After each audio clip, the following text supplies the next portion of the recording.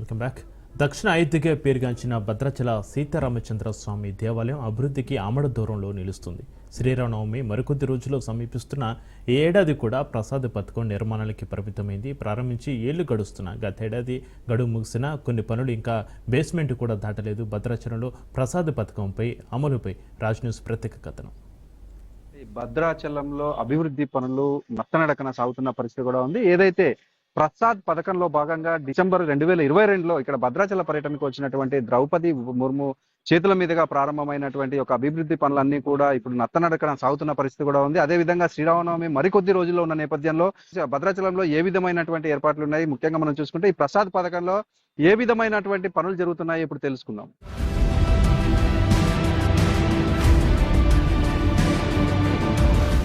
భద్రాచలం శ్రీ సీతారామచంద్ర స్వామి దేవస్థానం పర్ణశాల అనుబంధ ఆలయంలో కేంద్ర ప్రభుత్వం పర్యాటక మంత్రిత్వ శాఖల ఆధ్వర్యంలో ప్రతిష్టాత్మకంగా చేపట్టిన pilgrimage reservation and spiritual augmentation drive Prasad పథకం పనులు ఎక్కడ వేసిన గొంగలి అక్కడే అన్న చందంగా ఉన్నాయి. ప్రసాద్ పథకం కింద కేంద్రం 41 కోట్లు కేటాయించింది. పనులు పూర్తి చేయాల్సిన గడువు ముగిసినా ఇంకా బేస్మెంట్ కూడా దాటలేని దీన స్థితిలో కొట్టుమిట్టాడుతున్నాయి. ఇంకెన్ని సంవత్సరాలు పడుతుందో కూడా ఆయా సంబంధిత శాఖలు చెప్పలేని స్థితిలో ప్రసాద్ పథకం ఉండడంతో భక్తుల్లో నిరాశ నెలకొంది.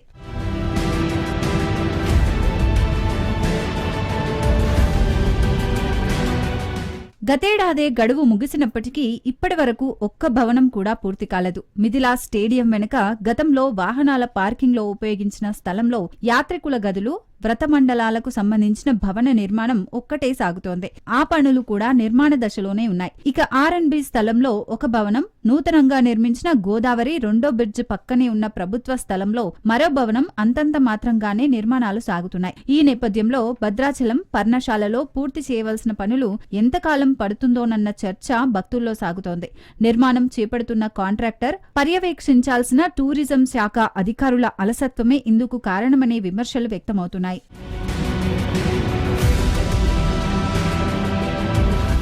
ప్రసాద్ పథకంలో నూతన భవనాలతో పాటు ఇతర పనులు మొదలుపెట్టేందుకు అవకాశం ఉన్నా ఆఫీసర్లు మాత్రం కేవలం భవన నిర్మాణాలు మాత్రమే ప్రసాద్ పథకం అన్నట్లుగా నిమ్మకు నీరెత్తినట్లుగా వ్యవహరిస్తున్నారు. పర్ణశాలలో ఫ్లోరింగ్ పనులు, నిత్య కళ్యాణ మండపం వద్ద రూఫింగ్, హనుమాన్ టెంపుల్ వద్ద రూఫింగ్ కు పనులు చేపట్టాల్సి ఉంది. మిథిలా స్టేడియంపై డిటాచబుల్ రూఫ్ పనులు చేపడతారు. భక్తులకు సకల సదుపాయాలతో కాటేజీలు, మరుగుదొడ్లు, స్నానాల గదులు, పార్కు, వ్రత మండపం, canteen, waiting hall, bio toilet, foot bridge, central lighting, భక్తులకు సకల వసతులతో కాటేజీల నిర్మాణం, సీసీటీవీల ఏర్పాటు, భద్రాచలంలో ప్రసాదాల తయారీ మిషన్లు, బ్యాటరీ వెహికల్స్ ఇవన్నీ అభివృద్ధి చేయడానికి ప్రసాద్ పథకం కింద నిధులు విడుదల చేశారు. కేవలం భవనాలపైనే దృష్టి పెట్టి మిగతా వాటిని గాలికి వదిలేశారని భక్తులు మండిపడుతున్నారు.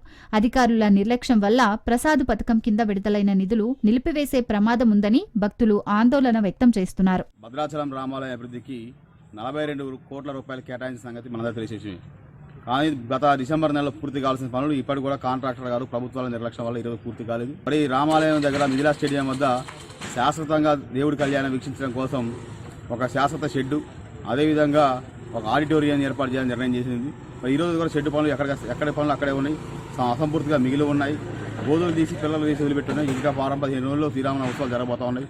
ఎక్కడ పనులు అక్కడ ఉండడం వల్ల రామభక్తులు భద్రాచలం యాత్రి ఇబ్బంది పడుతున్నాం కాబట్టి ప్రభుత్వం, జిల్లా కలెక్టర్ తక్షణం స్పందించాలి. ప్రసాద్ పథకంలో భాగంగా మిథిలా స్టేడియంలో ఏర్పాటు చేస్తున్న ఓపెన్ షెడ్ ఈ ఏడాది శ్రీరామనవమికి లేనట్టేనని స్పష్టమవుతోంది.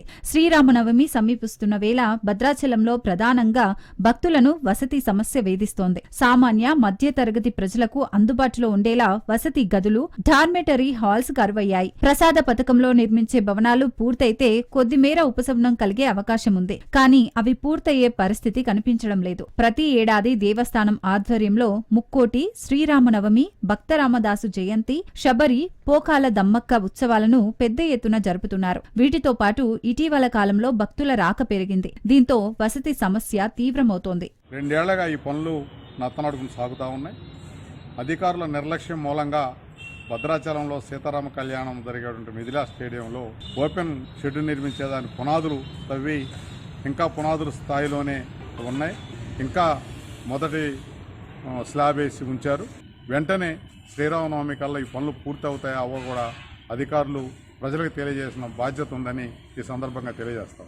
దక్షిణ అయోధ్యగా పేరుగాంచిన భద్రాద్రి రామయ్య ఆలయం అభివృద్ధిపై తెలంగాణ ప్రభుత్వం దృష్టి పెట్టింది.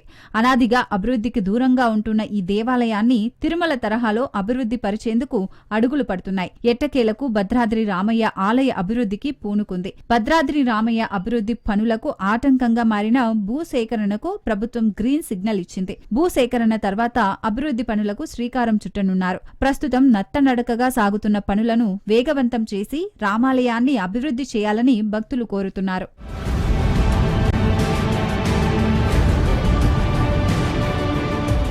జిల్లాధికారులు కావచ్చు, దేవాదాయ శాఖ అధికారులు కావచ్చు, పర్యాటక శాఖ అధికారులు వీరందరూ కూడా దృష్టి సారించి కాంట్రాక్టర్ తోటి ఈ యొక్క పనులు పూర్తి చేయాలని కూడా వీరందరూ కోరుకుంటున్న పరిస్థితి కూడా ఈ యొక్క జిల్లాలో నెలకొని ఉన్నట్లుగా కూడా చూడవచ్చు. కెమెరామెన్ ఆనంద్తో నవీన్, రాజ్ న్యూస్, భద్రాద్రి జిల్లా.